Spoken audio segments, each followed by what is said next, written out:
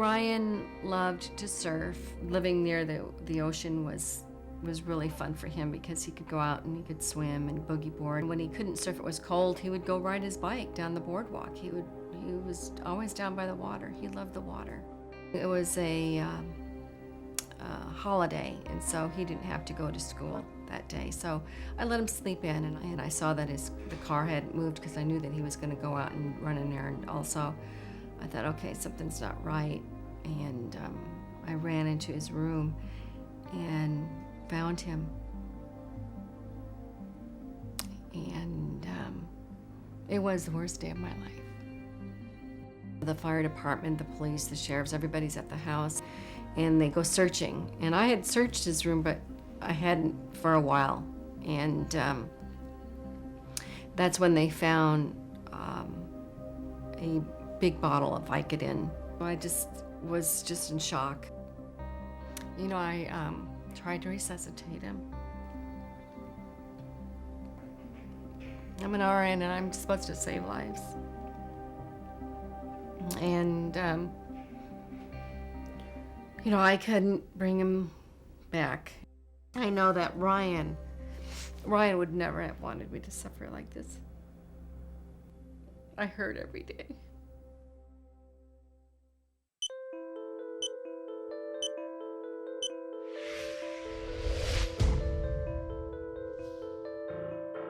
Many prescription drugs can lead to addiction. Addiction is the compulsive use of a drug, even when it causes severe problems in your life. The drug becomes the most important thing in your life. Friends, family, school, activities, goals, and dreams, none of it matters as much as that drug. Once you move down that sort of spiral into abuse, it is an incredible act of will to stop taking the drug because the brain has changed. My mood, it changed the way that I felt, and I was instantly addicted. My friend did one first, and I did one, and we liked it so much that we did another one, and we were hooked pretty much right from there. When you take a drug over a period of time, your body can begin to depend on it. You need the drug just to function normally. Many people continue abusing drugs in part because of the way they feel when they try to stop. You feel physically sick if you don't have the drug. This effect can last a week or more. It's called withdrawal.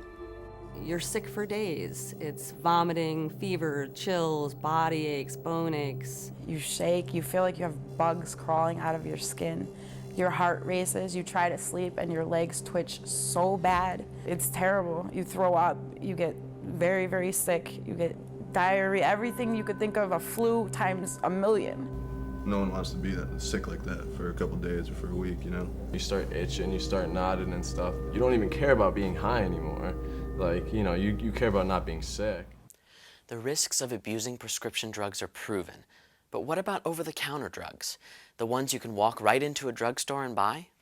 Just as with prescription drugs, misuse of OTCs can lead to dependency, addiction, serious health problems, and even death.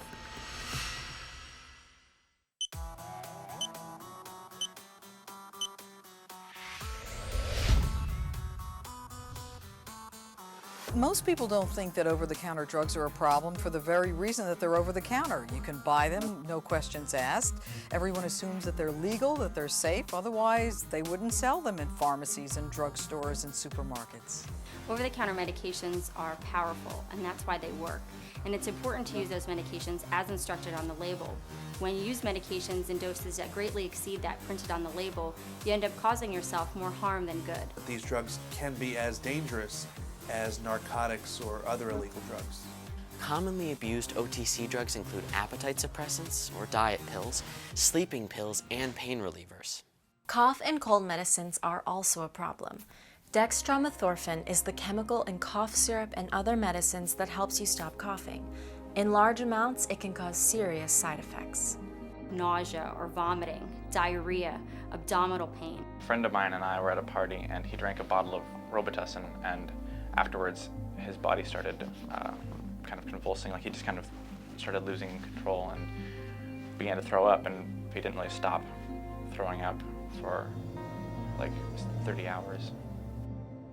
The deadly effects of dextromethorphan is when you break up that controlled release tablet, that tablet that was supposed to release that dextromethorphan over time.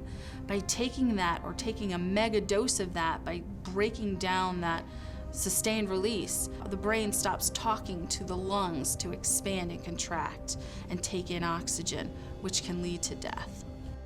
Besides overdosing, there are other ways that misuse of prescription and over-the-counter drugs can lead to serious injury and even death.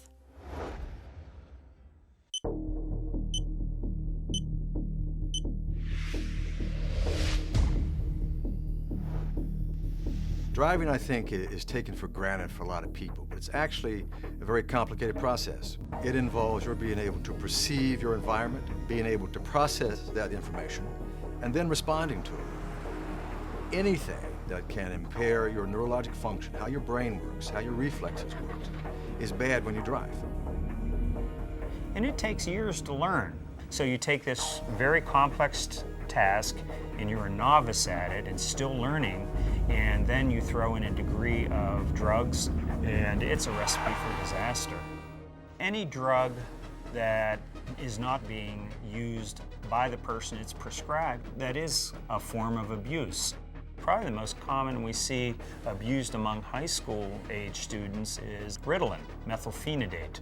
Ritalin will cause a person's overall body metabolism to increase. Their body functions are sped up, they're stimulated. And a lot of people think, well, I can drive better. Well, no, you can't. Your reactions are over-exaggerated.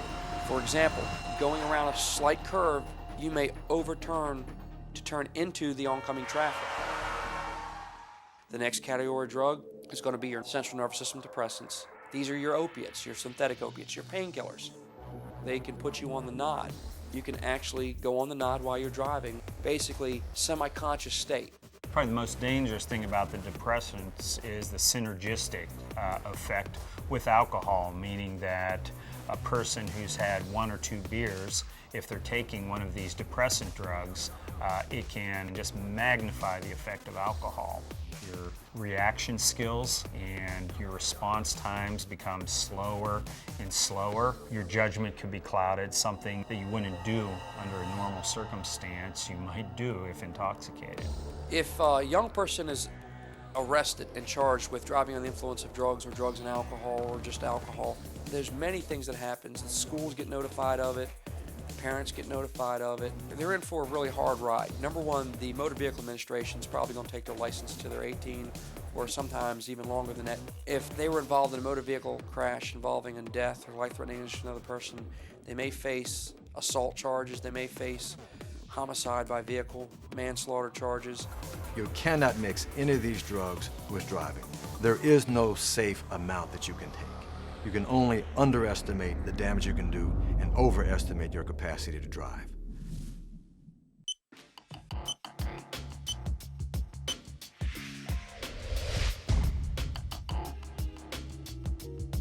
It's important to know that all these drugs cause intoxication.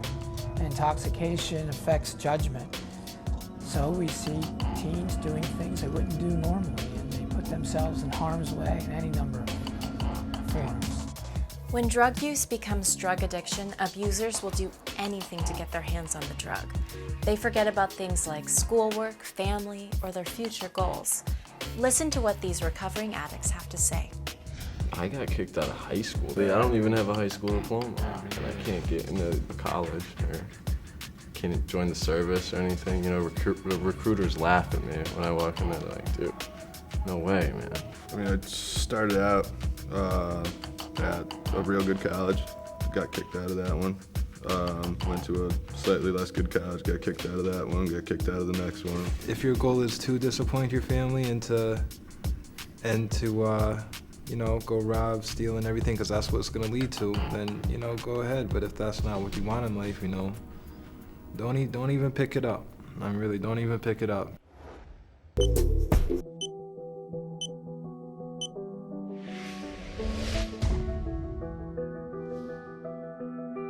If you've been misusing prescription or OTC drugs, it's not too late to stop. Many young people struggle with dependence or addiction to these types of drugs. You're not alone, and there is help out there. If you know somebody who is abusing prescription or OTC drugs, you can help. Your friend might not be able to stop on his or her own. By saying something to your friend or telling an adult, you could be preventing a terrible outcome. There are many confidential resources that you can turn to for help. School-based clinics, a friend of the family, a teacher, someone in the clergy. The most important thing is to get somebody the help that he or she needs. You might be saving a life. If you saw someone drowning and you let them drown, how would you feel about yourself? If your friend is using any of these drugs, you can't let them drown. You have to reach out. If it's not to their parent, to a teacher, to a counselor, but someone. You need to express concern to them about it, and you need to let an adult know, let someone know what's going on, because you don't want to regret something happening later because you kept the secret. So that's it. Our 22 minutes are up. We've seen how abusing prescription and over-the-counter drugs puts you at risk for addiction and for serious physical and mental health problems, not to mention the very real risk of overdose and even death. These are all problems that are easily avoidable by making the decision to not abuse these drugs in the first place. But if you or a friend has a problem, remember, help is available.